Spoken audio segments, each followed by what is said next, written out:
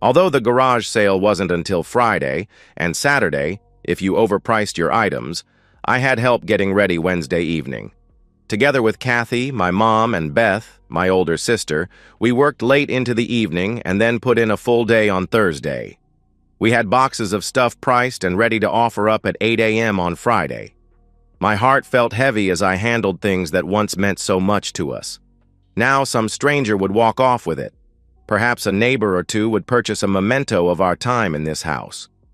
Room after room became eerily quiet as things were removed. Echoes returned after years in hiding. The master bedroom was the toughest. The skirt I bought for her in Maui, sell it. The matching sandals we wore that vacation, don't want or need them anymore. Her blouses, slacks, skirts, and all of those shoes. I really wonder if we'll even come close to selling all of those. Mom said to start at $10 a pair for the shoes, even though I'm pretty sure every pair cost a whole lot more than that. She did know how to use a credit card. Almost everything I picked up brought back fond memories. Several times I had to turn my head to wipe a tear away. Maybe my memories would fade in time, but that hasn't happened yet. Seemed like every drawer I opened pulled at my heart. Mom would occasionally send me to the kitchen to get some snacks and take a breather. She and Beth were on a mission, and my broken heart wasn't going to slow them down. Sitting in the kitchen didn't help. My new apartment was small, and I wouldn't need all of these pots, pans, and dishes. By the time we decided we were ready, the garage was stacked floor to ceiling with boxes. The plan was to have Hank, my dad, and his buddies dress in official-looking security uniforms. It was all bought at the costume store. All had permits to carry, and they planned on doing just that. Rumor has it that those looking for free items decide to try their luck elsewhere when security personnel are around. Mom said she'd run the cash register. I was outside before dawn on Friday, setting up the tables and tents. Thankfully, the forecast was for minimal winds and no moisture. Even that early in the morning, potential buyers were driving by asking if we were open.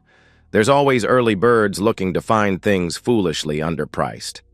Beth showed up around 7 a.m. with donuts. Mom and Dad showed up shortly after that. While the women organized, the men started pulling furniture out of the house. With each piece we brought out of the house, the crowd was growing in size, so much for having a starting time. Mom loved handling the money, and I was glad that we'd bought the package of bags for the buyers to stash their purchases. Beth loved working the crowd, and she was making up stories every time someone asked a question. She'd tell them whatever they wanted to hear. One of Dad's buddies was handling the locked display case with all of the jewelry and antiques in it. Even some of my duplicate tools were under lock and key. Don't really know if he knows much about jewelry, but the little old ladies were eating it up. The street wasn't going to be big enough for the traffic, as two nearby neighbors were also setting up. We exchanged pleasantries. Darcy, Deanne's closest friend in the neighborhood, made her way over just before 8 a.m. "What's going on?" she asked. "Morning, Darcy. It's called a garage sale," I replied. "I know that, silly. Deanne said you guys were just selling a few things," she said. "Yep, that's what we're doing. Look, it's not even 8 a.m. and we've already sold a few things," I told her. "She didn't say anything about furniture," Darcy pointed out. "Guess she didn't want you to know. Love to waste time chatting with you, Darcy, but I've got work to do. Good luck shopping," I said, dismissing her. Darcy looked annoyed that I'd dismissed her. She and Deanne loved to think that they control all decisions. I wasn't surprised when my phone buzzed a few minutes later. "Hey, Deanne, can't talk long." "Pretty busy with the garage sale, you know. We're doing just fine without you," I answered. "Darcy said you've got the whole front yard and driveway stuffed with clothing and furniture," came Deanne's voice through the phone. "Gotta get up early to sneak one past Darcy. Yeah, things are moving quickly. Nice chatting with you," I said. "Don't you dare," she started, but I ended the call. Well, the first call anyways. I let the next one go to messages, and the next, and then the next. You get the picture. Pictures. I went through the house and pulled them off the wall. The frames were worth 10 times my asking prices. Mom said Deanne had called, but she ignored it. She handed me an envelope with $500 in it, and it was only $815. Looking around, it really didn't seem like the shoppers had made a dent. Every time table space became available, Beth would empty another box. It was a zoo out on the road. Somebody was trying to back their pickup truck next to our driveway so they could load a dresser. Another 500 envelope from Mom. Some lady was trying out shoes like an addict. Looked like she was going to take a couple $100 worth. And I was worried about them selling. Deanne called, and I figured it was time to annoy her again. "Hello?" I answered innocently. "Don't give me that hello nonsense. Darcy says you're selling my clothes and shoes," Deanne snapped. "She is very observant," I replied calmly. "You weren't supposed to touch my stuff," she protested. "My bad. I swear you said to get rid of the ugly things, so that's what I'm doing." "Yep, you even wrote it down," I said. "I was talking about your sweaters, the ones that you think are cute but are just juvenile," she clarified angrily. "Guess you should have been more specific. It reads, 'Get rid of ugly clothes. Your wedding dress sold.' You do know it made you look unflattering," I told her. "Darn you! What the heck is wrong with you?" she demanded. "Just following your instructions. Most of your jeans are gone. You always thought they made your rear look big. Personally, I don't think the jeans had anything to do with it, but they won't bother you any longer," I said. "Why are you treating me like this?" she asked, her voice breaking. "That's rhetorical, right?" "Ooh, gotta go. The lady buying your shoes is ready to check out. Later," I said as I tapped the red button. Wednesday morning, earlier that week. "Enough already. I've been here at all of our garage sales," I calmly replied. "You might have been here, but I did all the planning. I'm just trying to make sure that things go smoothly for you," Deanne said, continuing her micromanaging of our upcoming community garage sale. The HOA limits us to a spring event and a late summer event. We participate, more for the community involvement rather than the money made. It is nice to cull the herd, so to speak, and get rid of things that no longer matter in our life. This time, Deanne won't be around. She's traveling to Cleveland to hopefully close some merger. I think this is her 4th trip there in 3 months. She's not an attorney but works in the legal department of her corporation. I continued. "There's got to be 6 pages of instructions here. I'll have help. My parents and Beth said they'd be here. I think Mom is only doing it so she can spend time with Beth. I just wrote things down as I thought of them. I'm just trying to help you know. Give me the list. I just thought of another thing. Get rid of those ugly clothes," she said. "Whatever. I'm not some petulant child. Try as we might, we won't get top dollar for some things. And yes, some things will get taken. It happens every time we do one of these. I'll keep the good stuff under glass. You keep looking at your phone." "What's up?" I asked. "Simply checking the Uber and Lyft rates. They change constantly. There, see, I just saved $10. They'll be here in 15 minutes. Can I have a hug before I leave?" she asked. "Or more if you'd like. I'll send you off to the home of the 1964 NFL champions with a smile on your face," I said. I was able to hug and hold Deanne as she giggled to get away. "Leave me alone, you silly person," she laughed. "Have it your way. Safe travels," I said. Deanne was out the door in a flash as soon as the rideshare arrived. We were acting more and more like work associates than a married couple. What's that saying? You can observe a lot just by looking? Deanne and I had been out to a party for someone's graduation. The stress of this merger was getting to Deanne, and she probably should have stopped a few drinks ago. On the ride home, she started acting affectionately, which got my attention. Well, looks like somebody's in a good mood. Let's get home quickly," she said, my tipsy wife being unusually forward. I hurried, and we arrived intact. Once inside, we headed to the bedroom and spent some intimate time together. Afterward, with Deanne fast asleep, I replayed the evening. She never initiates romance. So what was tonight all about? She hadn't left my side all evening at the party. If it wasn't me that brought about this different behavior, then who? Something's wrong in Cleveland was my guess. So when the next trip to Cleveland was announced, I alerted my somewhat expensive investigator of her itinerary. No public displays of affection. But my guy had put motion-activated cameras in every hallway of the 4-story hotel Deanne was staying at. She actually did a good job of diversion. She'd come out of her room, get on the elevator, and go buy something in the lobby.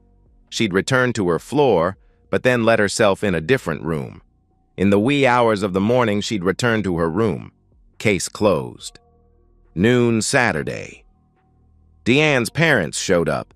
Hank kept them on the sidewalk, so I came over to visit with them. "What are you doing selling all of this stuff? Deanne said it was supposed to be only a few card tables of items," her father said. "Guess she isn't very good with math," I replied. "She said you're not answering her calls," her mother added. "Not true. I've spoken to her a few times already this morning," I said. "Well, she says you hang up on her and then ignore her repeated attempts to call back," her father pressed. "Why don't you call her and tell her to tell David he'd better watch his back?" I said. "David?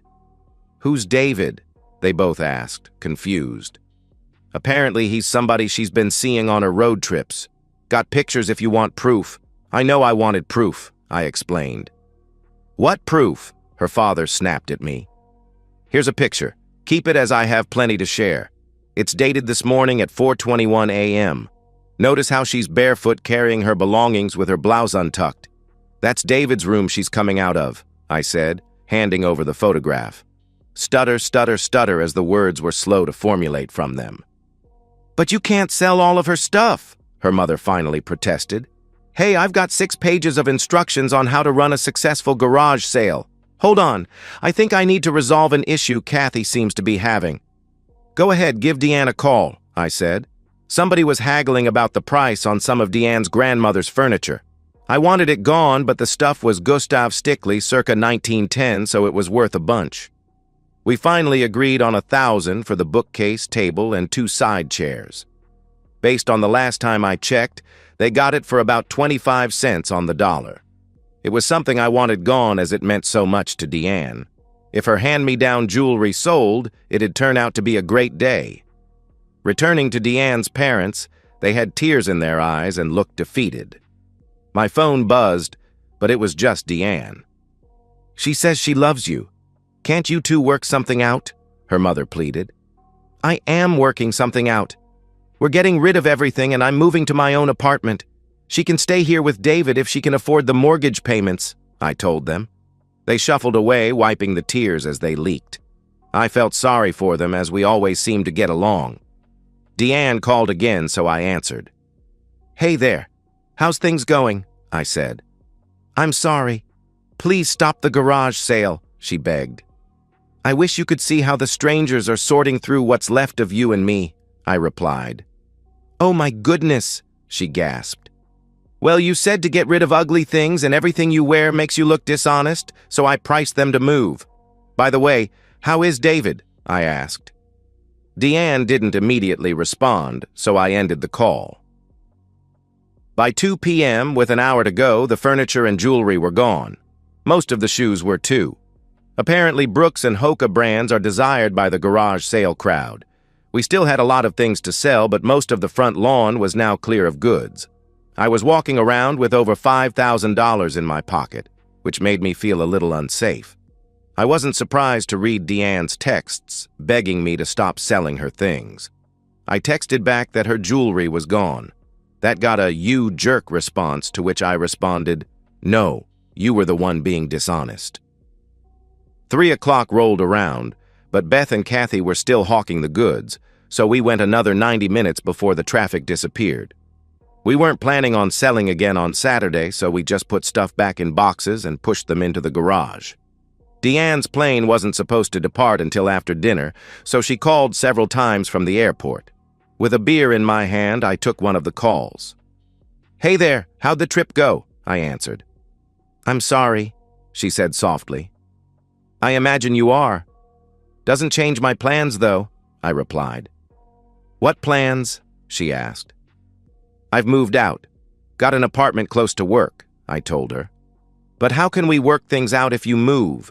she pleaded. "News flash. We're not working things out. You cheated. You got caught. Game over. Better luck next time," I said firmly. I could tell that Deanne was all choked up, but my desire to care had disappeared. "I'm sorry. Will you be there when I get home?" she asked through tears. Nope. Not planning on ever setting foot in that house again. Kathy has your half of the garage sale proceeds. She's looking forward to your call as I think she has a few choice words lined up for you, I said. Oh my. I've really made a mess of my life, she sobbed. No arguments from me. Guess what, we had meant so little to you that it was easy to throw it away. Yours is not the only life messed up. I shared the picture I gave to your parents with David's wife. I'd be careful if you see her coming your way, I warned. Just whimpers for about a minute. Feeling her suffer was soothing to my wounded pride. Petty, I know, but still. My heart had been shredded when the first folder of incriminating pictures were delivered by the investigators. She was so arrogant and sure of herself that I was clueless, that it only took 2 days for me to end the quite expensive intel gathering. Deanne broke the silence. Divorce? Of course. What did you expect would happen? I asked. I didn't think it through. It was only ever on the road, she said weakly. Oh, well, excuse me for overreacting then, I said sarcastically. I deserved that. What's going to happen with the house? She asked. You can buy me out or we can sell. That's how it normally goes. All of my memories are now tainted, so I'm glad to be gone already, I explained. Can we still be friends? She asked hopefully. Not likely. Maybe in 50 years at the old folks' home, I replied coldly. I'm sorry, she repeated. Yeah, you've already said that, I pointed out. My plane is boarding. You're not planning on picking me up this time, are you? She asked. Nope. Hope your luggage doesn't get lost. Hate to see you lose all those special things you wore for David, I said. I love you, she whispered. Whatever, I said as I ended the call. By the following Tuesday, the divorce papers were served on Deanne, at her office, of course. David was served with the equivalent of an alienation of affection suit at the same time. I was wasting my money on that one, but it got the desired effect. All I had were pictures of them entering his room at night and not emerging until the following morning. Can't prove exactly what they were doing, but both were removed from the merger team. I think their chances of moving up in that company were for the most part toast. Even though I had Deanne's garage sale instructions, my attorney warned me that a judge might not see it my way. Hey, there's always a chance, and even if I have to reimburse her, the originals were gone along with any fond memories near and dear to her. As it turned out, the judge would only require me to repay the things that Deanne could prove were hers alone. No paper trail, so sorry. Didn't cost me that much after all. It hurts. Don't let anyone tell you otherwise. I'll get by. I've got a lot of baggage and severe trust issues. However, life has dealt a lot of other good people worse hands than mine. And so, we've reached the end of today's story. Was it what you expected, or did it take a twist you didn't see coming? I'm curious to hear your thoughts. Share them in the comments below, and let's get a conversation going. If this story kept you hooked, make sure to hit that like button. And if you're new here or just haven't subscribed yet, now's the perfect time to join our community. I bring you fresh, captivating stories every day, so click that subscribe button and turn on notifications so you never miss out. Thanks for watching, and I'll see you in the next one.